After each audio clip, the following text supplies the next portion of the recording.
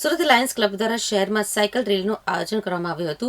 લોકોના સ્વાસ્થ્ય પ્રત્યે જાગૃતિ લાવવાના હેતુથી આ સાયકલ રેલી યોજાઈ હતી.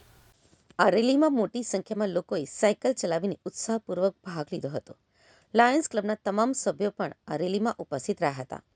સાયકલ રેલીનો મુખ્ય ઉદ્દેશ્ય લોકોનું સ્વાસ્થ્ય સારી રીતે ટકી રહે તેમજ નિયમિત વ્યાયામ અને સાયકલિંગના ફાયદાઓ વિશે લોકોને અવગત કરાવવાનો હતો.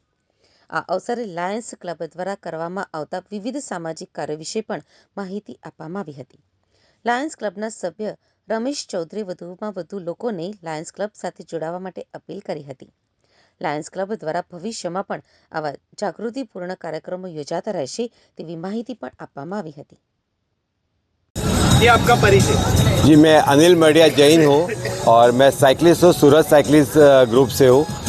बाइसिकल मेयर ऑफ सूरत हूँ और फिट इंडिया साइकिलिंग एम्बेसडर हूँ मैं. जिस तरह की रेस रखी गई जी, ये लायंस क्लब की ओर से रखा हुआ है लोगों में अवेयरनेस के लिए कि लोग लायंस क्लब से जुड़े.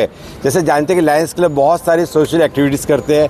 कैंसर की ट्रीटमेंट के लिए उनके हॉस्पिटल भी चल रही है, आँखों के इलाज के लिए भी, और दुनिया भर की सोशल एक्टिविटीज़ जो लायंस क्लब कर रहे हैं, तो लोग उनसे साथ जुड़े और अपना योगदान जरूर से दे रहे हैं. अच्छा, कितने लोग इसमें जुड़े हुए हैं? अभी करीब 100-150 लोग अभी जुड़ेंगे, कुछ लोग और भी आ रहे हैं, तो 150 लोग ये राइड हम लोग करेंगे.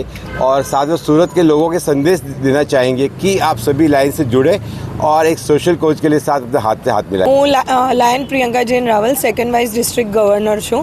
આ વર્ષે આજે કયા પ્રકારનું આયોજન કરાયું? આજે અમે સુરતમાં સાયકલ ના માટે અને હેલ્થ માટે અવેરનેસ માટે આ પ્રોગ્રામ કર્યો છે. એટલે સાયકલિંગ રેલી છે અને સાયકલિસ્ટ 150 જેવા સાયકલિસ્ટ આજે અમારી જોડે જોડાવાના છે.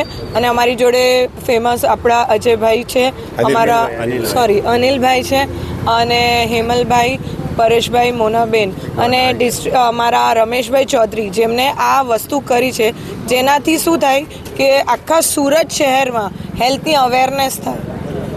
મેડમ, શું લોકોને મેસેજ આપશો?